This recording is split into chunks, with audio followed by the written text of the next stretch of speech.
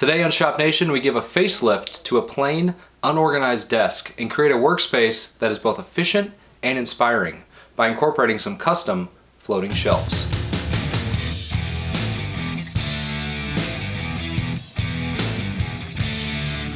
For today's project, we're in the office where I spent a good deal of my time. The desk that we built about a year ago is doing great, but it's time to bring it to that next level. Now there are two things that I want to accomplish. First is a simple, clean look. They say that the state of your desk is a reflection of the state of your mind, and I gotta say I have to agree. I personally feel calm and collected, and I work better if my desk is in order. And the second is to add a bit of personality to the space. The shelves that we're going to build are going to display some of the cool things I have that I want to incorporate into my office. And so while we're in the shop, in addition to making the floating shelves, I'm going to make a quick stand for my monitor to raise it to the correct level so that I'm not looking down while working. Let's just get to it. I'm going to start by cutting down some 2x8 for the monitor stand.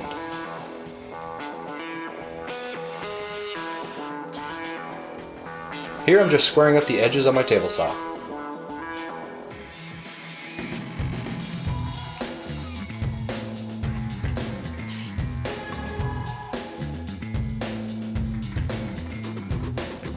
I'm going with a pretty simple design here, but there's really no reason why you couldn't go with a more interesting shape if that's what you're going for.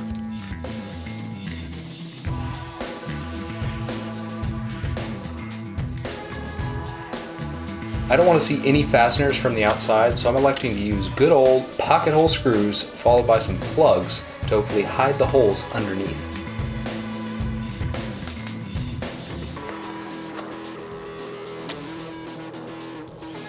Definitely recommend sanding your pieces before assembly in preparation for finish.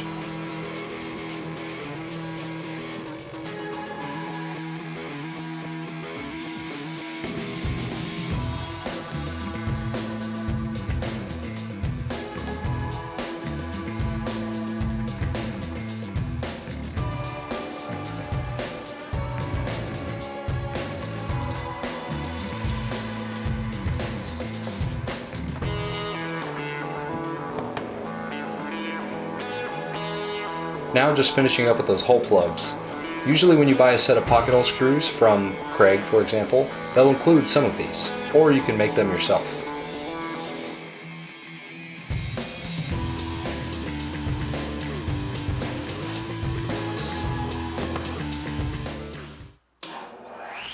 Now onto the shelves. I'm starting here with some 1x8 premium pine I picked up at Lowe's. Why? Well, it's because I prefer to pay primo prices for pre-sanded wood. After trimming down all the pieces to size, again, I give it a good once over with the sander.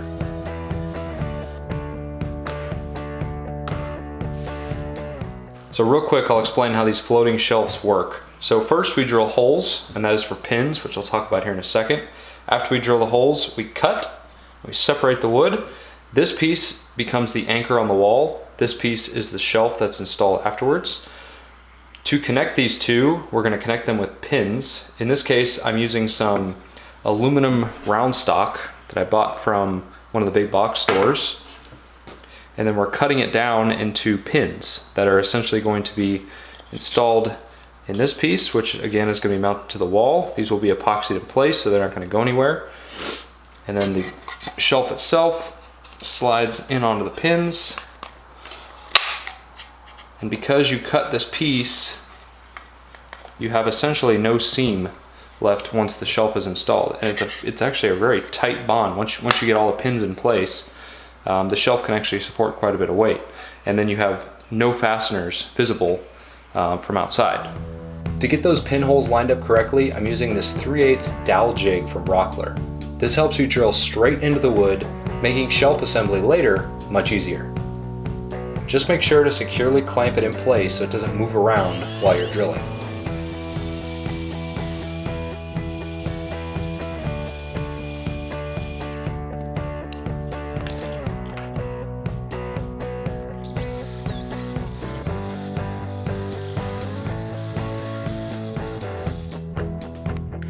With the holes drilled, I'm moving on to cutting the pins down to size. This little piece of painter's tape on the left-hand side is a reference to help me bang out a bunch of repeated cuts on my bandsaw. Next, I round over the edges on my disc sander to make them easier to slide through the holes we already drilled.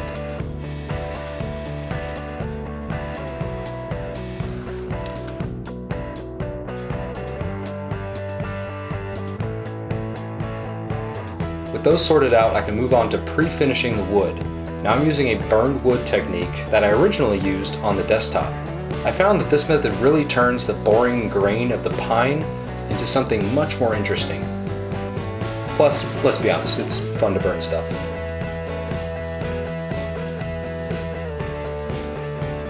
Headed back over to the table saw where we'll cut off the back anchor piece from each shelf.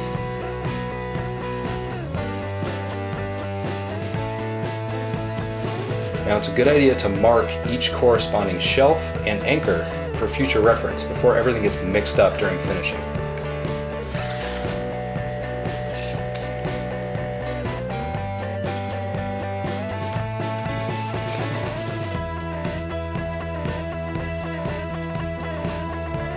I'm using the same dark espresso Minwax stain that I did on the desk itself.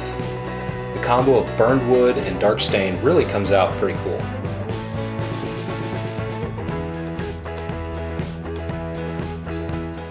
Real quick, if you've never seen these little painter's pyramids, they're freaking awesome. I use them all the time for finishing work because you can easily elevate the piece from the table and only make point contact on the underside. First coat of stain is done, and I went back and applied a second coat to darken them up just a little bit. To finish everything, I'm using polyacrylic, again, exactly like I did on the desk itself. I applied 2 coats, allowing it to dry between coats and lightly sanding with 220 grit sandpaper.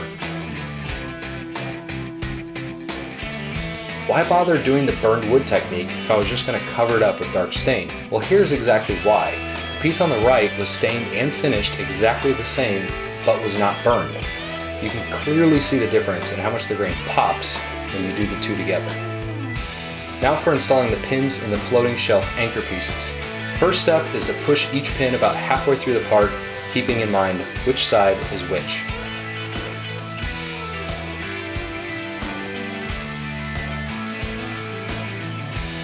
Mix up some epoxy, in this case some easy 5-minute Devcon epoxy.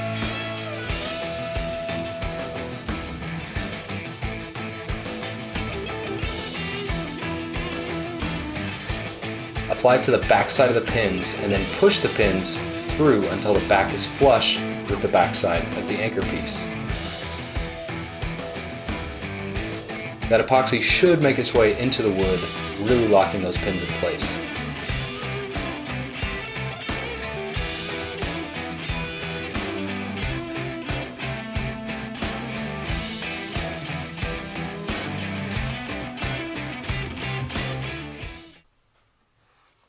Onto the home stretch, I'm installing these shelves with these really cool wall anchors. If you've never seen these before, they screw directly into the sheetrock and are rated for 75 pounds each.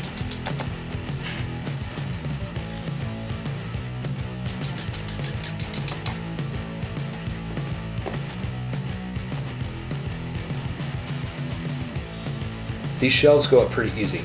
First secure the anchor part to the wall, then push on the shelf by aligning the pins. In hindsight, I should have made my pins a little longer to help stiffen these shelves up a bit.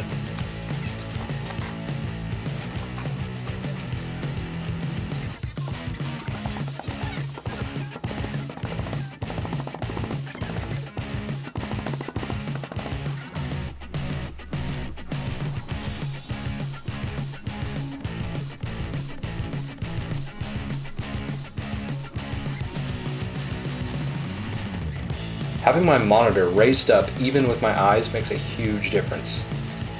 Highly recommended, your neck will thank you.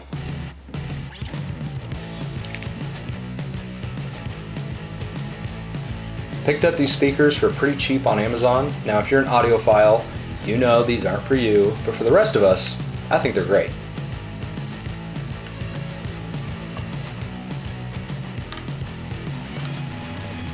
What, you don't have a 3-foot rocket in your office?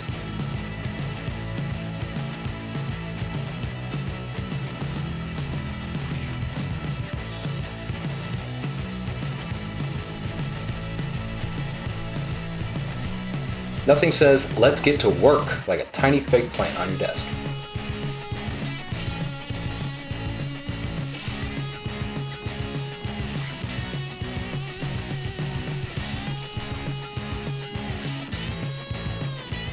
Well, here it is. Overall, I'm really happy with how it turned out. It's a very simple yet effective project that really elevated my office. These low profile shelves we put in could really be added to any space. I'd love to know what you thought about this project, so if you would leave a comment or just a like, I'd really appreciate it. If you're interested in anything that you saw in this video, including the giant rocket, check out the links below.